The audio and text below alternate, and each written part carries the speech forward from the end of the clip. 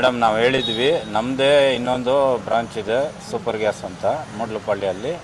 ದಯವಿಟ್ಟು ಅಲ್ಲಿ ಹೋಗಿ, ಅಲ್ಲಿದೆ 4000 ಲೀಟ್ರು. ಮಿನಿಮಮ್ ಒಬ್ಬರಿಗೆ 300 ರೂಪಾಯಿ ಮೇಲೆ ಹಾಕೋದಿಲ್ಲ ಗ್ಯಾಸು.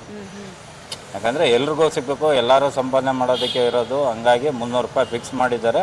ಹೋಗಿ ದಯವಿಟ್ಟು ಹೋಗಿ, ಇಲ್ಲಂತೂ ಇನ್ನೂ 3 ದಿವಸ ಬರಲ್ಲ ಅಂತ ಹೇಳಿದ್ದೀನಿ. ಬಟ್ ಇದ್ರು ಜನ ಇದು ಮಾಡ್ತಲ್ಲ, ನಾವೇನು ಮಾಡೋಕ್ಕಾಗಲ್ಲ. ಅಲ್ಲ, ಕರೆಕ್ಟು ಮೇಡಮ್. ನಾವೇನು ಮಾಡೋಣ, ಅಲ್ಲಿ ನನಗೆ 120 ರೂಪಾಯಿ ರೇಟ್ ಬಿಡ್ತಾ ಇದೆ. ನಾನೇನು ರೇಟಿಗೆ ಮಾರಬೇಕು? ಅಟ್ಲೀಸ್ಟ್ 5 ರೂಪಾಯಿ ಬೇಡವಾ ಮಾರ್ಜಿನು? ನಾನು ಬಾಡಿಗೆ ಕಟ್ಟಬೇಕು, ಹುಡುಗರು ಸಂಬಳ ಕೊಡಬೇಕು, ಕಂಪ್ನಿ ಇದು ಮಾಡುತ್ತೆ. 5 ರೂಪಾಯಿ ಬಿಡುವ 1 ಲೀಟ್ರಿಗೆ? 5 ರೂಪಾಯಿ ಅಂದ್ರೆ 125 ರೂಪಾಯಿ ನಾನು ಹೆಂಗೆ ಮಾರೋಕ್ಕಾಗುತ್ತೆ? ಪಾಪ ಅವ್ರ ಜೀವನ ನಡಿಬೇಕಲ್ಲ. ಈಗ ಕಸ್ಟಮರ್ ನಾನೇ ಒಂದು ಆಟೋಲ್ಲಿ ಹತ್ತಬೇಕಂದ್ರೂ ಅವ್ನು ಮಿನಿಮಮ್ಮು ಈಗ 80 ರೂಪಾಯಿ. ನಾನು ಏನಕ್ಕಪ್ಪ ಇಲ್ಲಿಂದ ಇಲ್ಲಿಗೆ 80 ರೂಪಾಯಿ ಅಂತೀನಿ, ನಾನೇ ಕೇಳ್ತೀನಿ. ಹಂಗೆ ಅವ್ರದ್ದು ಜೀವನ ನಡಿಬೇಕಲ್ಲ. ಈಗ ನನಗೆ 125 ರೂಪಾಯಿ ಕೊಟ್ಬಿಟ್ರೆ ಅವರು ಈ ಕಸ್ಟಮರ್ ಹತ್ರ ಹೆಂಗೆ ಸಂಪಾದನೆ ಮಾಡೋಕ್ಕಾಗತ್ತೆ? ಸರ್ ಅವರೆಲ್ಲ ಏನು ಹೇಳ್ತಾ ಇದ್ದಾರೆ ಗೊತ್ತಾ, ಸ್ಟಾಕ್ ಇದ್ರೂ ನಮಗೆ ಗ್ಯಾಸ್ ಕೊಡ್ತಿಲ್ಲ ಅಂತ ಹೇಳ್ತಾ ಇದ್ದಾರೆ. ಅವರು ಹೇಳ್ತಾರಲ್ಲ, ನಾವು ಮಡಿಕೊಂಡಿರೋದು ಏನಕ್ಕೆ? ನಾವು ಸೇಲ್ ಮಾಡೋದಕ್ಕೆ. ನಮಗೂ 1 ರೂಪಾಯಿ ಸಿಗುತ್ತಲ್ಲ. 300 ಲೀಟ್ರ್ ಇದೆ. 300 ಲೀಟ್ರ್ ಡ್ರೈ ಏಜ್, ಅದು ಫುಲ್ಲು ಡ್ರೈ ಏಜ್. ಅದು ಬರೀ ಈಗ ಹಾಕ್ದ ಅಂದರೆ ಏರ್ ಬರ್ತೈತೆ, ನಾಳೆ ಬರ್ತಾರೆ ನೀನು ಗ್ಯಾಸ್ ಹಾಕಿಲ್ಲ ಅಂತ ಗಲಾಟೆ ಮಾಡ್ತಾರೆ. ಅದು ಅವ್ರಿಗೆ ಗೊತ್ತಾಗಲ್ಲ. ವಿಚಾರಗಳನ್ನ ಮುಟ್ಸ್ಬೇಕಲ್ವಾ ಸರ್ ಅವ್ರಿಗೆ ಏನಂತ ಹೇಳ್ತಾ ಇದಾರೆ ಗೊತ್ತಾ, ನಮ್ಮ ಸ್ಟಾಕ್ ಇಟ್ಕೊಂಡು ಸ್ಟಾಕ್ ಕೊಡ್ತಿಲ್ಲ ಮೇಡಮ್, ಆಲ್ರೆಡಿ ಬಂದಿದೆ, ನೈಟೇ ಬಂದಿದೆ ಸ್ಟಾಕು. ಈಗ ನಿಮಗೆ ತೋರಿಸೋಣಲ್ಲ. ಅಲ್ಲ ಸರ್, ಏನಕ್ಕೆ ಏನು ಪ್ರಾಬ್ಲಮ್ ಆಗ್ತಾ ಇದೆ? ಅದೇ ಮೇಡಮ್, ಈಗ ರೇಟ್ ಜಾಸ್ತಿ ಹೇಳ್ತಾರೆ ಸರ್. ಈಗ ಏನಂತ ಮುನಿಯಪ್ಪರು ಏನು ಹೇಳ್ತಾ ಇದ್ದಾರೆ, ನಾವು ಯಾವುದೇ ಕಾರಣಕ್ಕೂ ಆಟೋ ಡ್ರೈವರ್ಗಳಿಗೆ ತೊಂದರೆ ಕೊಡಲ್ಲ. ಹೌದು, ನಾನು ಒಪ್ಕೋತೀನಿ, ಎಗ್ರಿ, ನಾನು ಇಲ್ಲ ಅಂತ ಹೇಳ್ತಾ ಇಲ್ಲ. ಅವರು ಮುನಿಯಪ್ಪ ಅವರು ಹೇಳಿರೋದೇನು, ಗೌರ್ಮೆಂಟಿಗೆ, ಗೌರ್ಮೆಂಟ್ ಇಂಡಿಯನ್ HP ಭಾರತಲ್ಲಿ ಹೋಗಿ ಹಾಕಿಸ್ಕೊಳ್ಳಿ, ನಿಮ್ಗೆ ಅದರಲ್ಲಿ ಇದೆ ಸ್ಟಾಕು. ಅದರಲ್ಲಿ ಇಲ್ಲ ಅಂತ ಅವ್ರು ಹೇಳಂಗೆ ಇಲ್ಲ. ನಮ್ಮದೆಲ್ಲ ಪ್ರೈವೇಟಲ್ಲಿ ನಾವು ಇನ್ನೊಬ್ಬರ ಹತ್ರ ಪರ್ಚೇಸ್ ಮಾಡಿ ನಾವು ಮಾರಬೇಕು. ಸೊ ಅವಾಗ ನಮ್ಗೆ ಏನಾಗುತ್ತೆ, ದುಬಾರಿ ಆಗುತ್ತೆ ರೇಟು.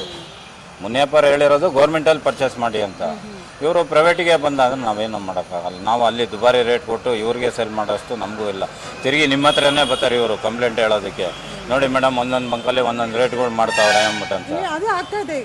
ಅದನ್ನೇ ಹೇಳಿದ್ದು. ಈಗ ವಿಧಿ ಇಲ್ಲ. ಅವರು ಬಂಕ್ನವರು ಇನ್ನೇನು ಮಾಡ್ತಾರೆ, ಈಗ ತರಿಸಿ ಹೌದು 59, 59, 64, 70, ಈಗ 85ಕ್ಕೆ ಬಂದಿತ್ತು. 85 ಆದಮೇಲೆ 90ಕ್ಕೆ ಬಂದಿದೆ. ಕೆಲವು ಕಡೆ 112 ರೂಪಾಯಿಗೆ ಮಾರ್ತಾವ್ರೆ. ನಾನು ಇಲ್ಲ ಅಂತ ಹೇಳ್ದಲ್ಲ, ಮಾರ್ತಾವ್ರೆ. 112 ಮಾಡ್ತಾರೆ, 105 ಮಾಡ್ತಾವ್ರೆ, 107 ಮಾಡ್ತಾವ್ರೆ.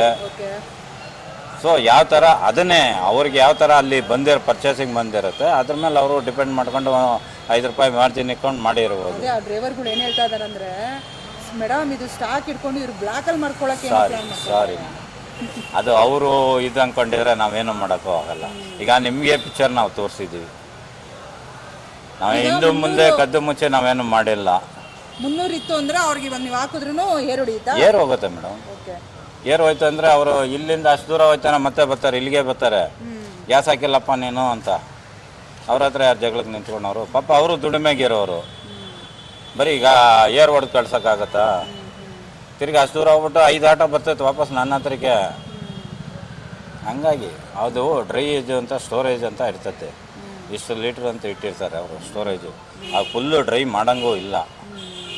ಮಿನಿಮಮ್ ಇಷ್ಟು ಲೀಟ್ರ್ ಅಂತ ಅವರು ಸ್ಟೋರೇಜ್ ಮಾಡಿರ್ತಾರೆ. ಕಂಪ್ನಿಯವರೇ ಮಾಡ್ತಾರೆ ಬಂದು. ಅಷ್ಟು ಮಿನಿಮಮ್ ಇರಲೇಬೇಕು.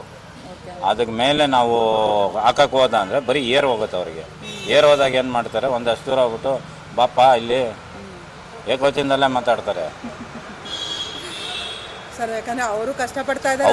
ಹೌದು ಮೇಡಮ್, ಅವ್ರ ಜೀವನ ನಡಿಬೇಕಲ್ಲ. ಹೌದು, ನಾವು ಹೇಳ್ತಾ ಇದ್ದೀವಲ್ಲ. ಈಗ ನಾನು ಓಪನ್ ಆಗಿ ಹೇಳ್ತಾ ಇದ್ದೀನಲ್ಲ.